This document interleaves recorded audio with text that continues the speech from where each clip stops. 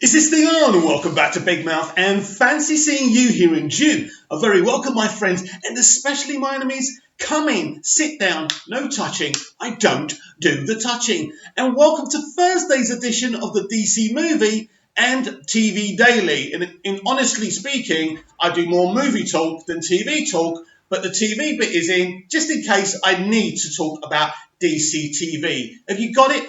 Okay, the headline today, the big headline, of course, is that James Gunn went onto Twitter to answer a fan's question after there had been rumour upon rumour that Zatanna would be part of his Suicide Squad movie. And I'm actually going to read this tweet out because I want to get it from the source. And then we'll discuss how I feel about Zatanna and her not being in this movie. So this fan asked a question, read something about Zatana cameo. Let's start again. Read something about a Zatana, I can't get my words out. I read something about a Zatana cameo. What's on your mind about my gorgeous girl? The profile picture looks a bit scary, but we won't worry about that. James Gunn responds, I have nothing against Zatana, but I have no idea where some of this stuff comes from. I never even thought of including her in the Suicide Squad. Nor many of the other characters I keep hearing are in the film. I can't comment on every rumour, but just know many aren't true.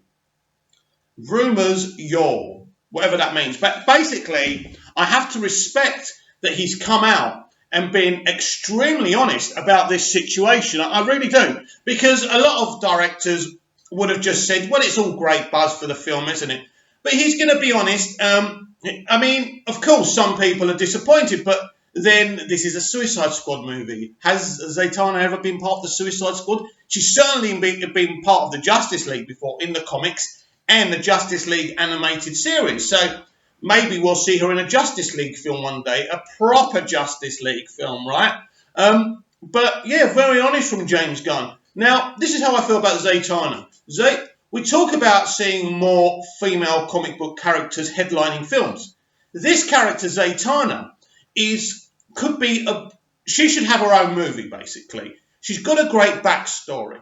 She's a great character. She can do magic, for crying out loud. It would be amazing if you cast the right person. I would imagine that Warner Brothers and Walter Hamada are looking to do a Zatanna movie at some point. But look, she was never going to be in this movie anyway. Where these rumours come from, I don't know. People make it up. People make stuff up, and that's the problem. People make stuff up to get followers on Twitter, to get subs on YouTube, and it just isn't right. And credit to James Gunn for coming out and being honest, but he hasn't shot down my Supergirl theory yet, so that's very honest of him as well. But, I could see a brilliant, epic, sprawling Zatanna movie. I would absolutely love that.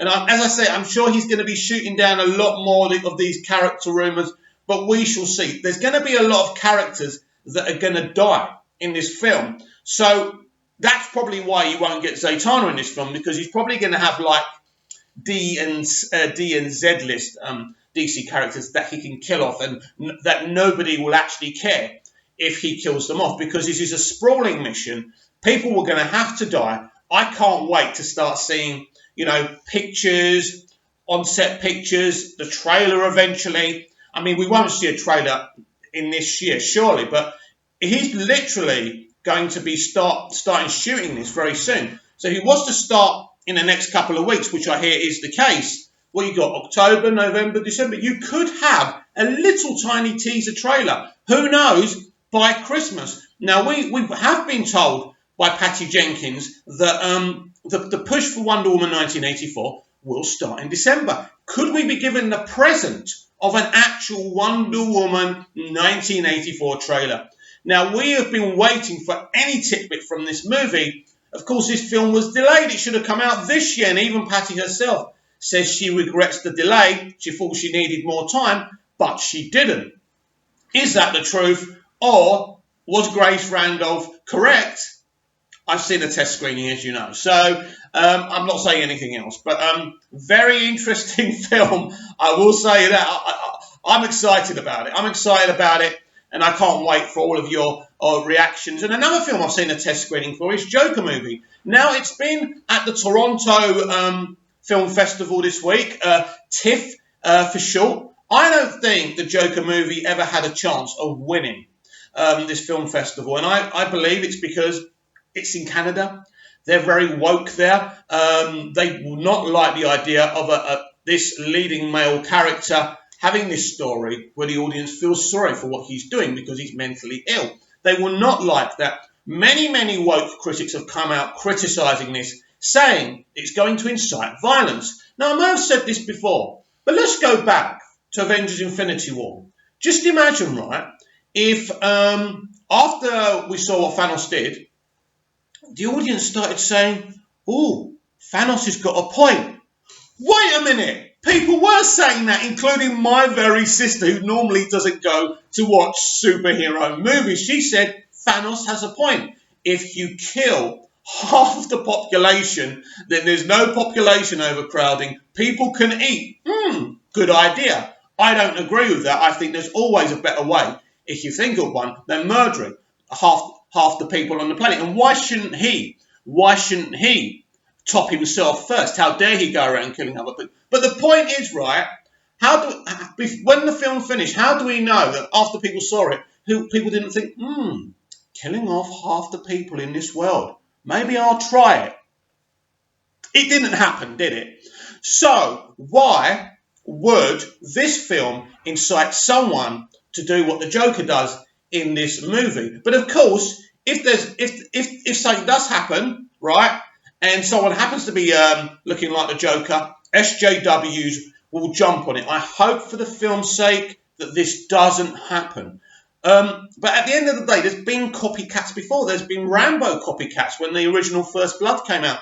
These things do happen, but it isn't the film's responsibility. It is ridiculous. Look, after you come out from this movie, you're not going to feel good about yourself. You're going to feel good about Joaquin Phoenix and Todd Phillips, but you're not going to feel very good about yourself, about the world you live in.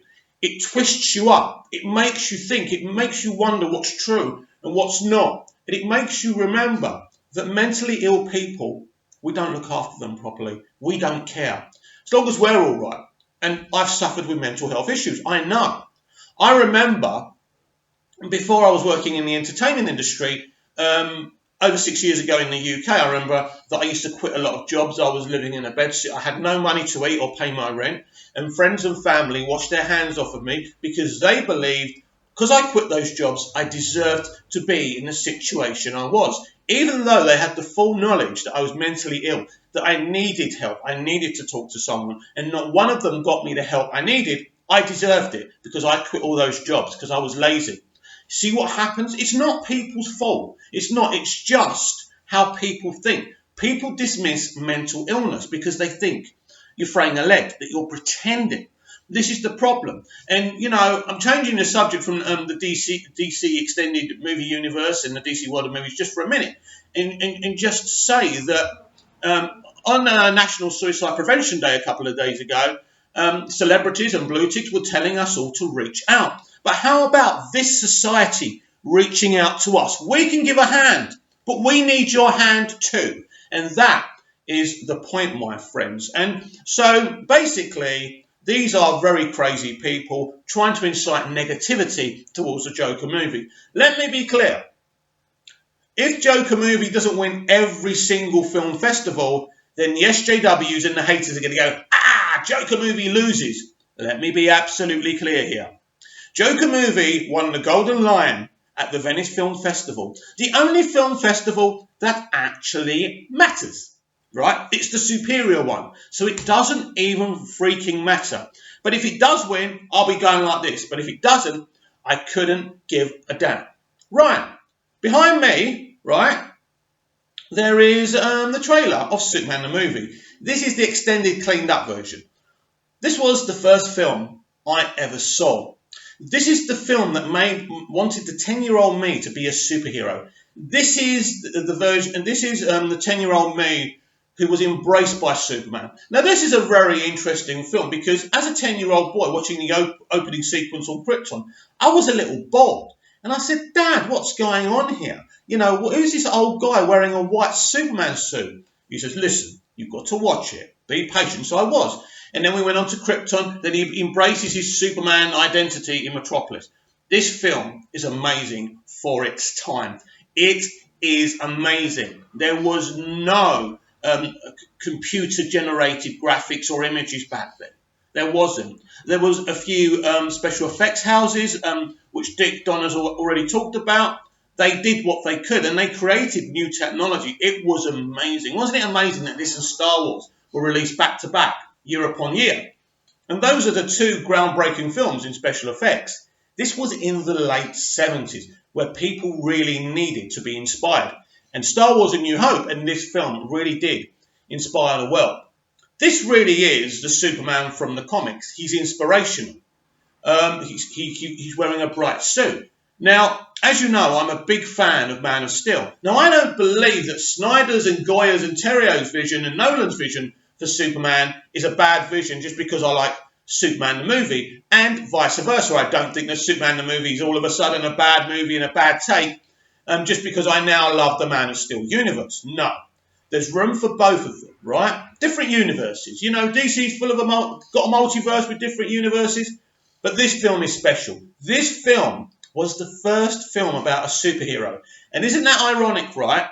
Because Superman was the birth of the comic book, right? And I want to change the subject a little bit. There's a lot of YouTubers crying about other YouTubers patterning, copying what they do. Well, Superman is a great way of seeing this, right?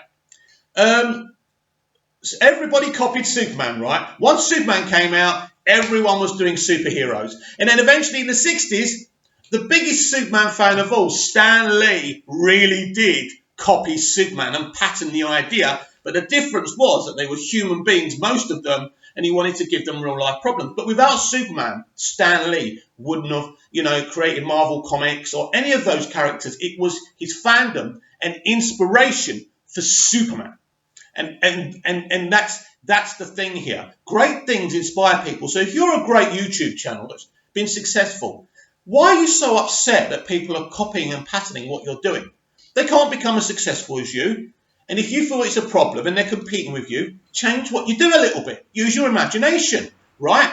I'm not a very successful YouTuber, and all of a sudden I've seen people being inspired by what I'm doing. And that's great. Why should I cry? Why should I bleat? Be inspired when people are inspired by you. That's great. And I'm not even a successful YouTuber, but I thank you all for subscribing. Now, there's been a little bit of criticism on going back to the Joker about Todd Phillips saying that Joaquin Phoenix is the Joker and Robert Pattinson's the Batman will never meet. Now, is it free buck theatre? Yeah.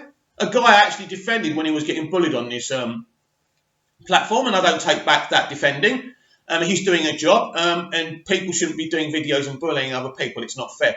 But anyway, right, he said it was dumb that Warner Brothers don't want to connect them. Why is it dumb? Do you understand the whole point of the Black Label free buck?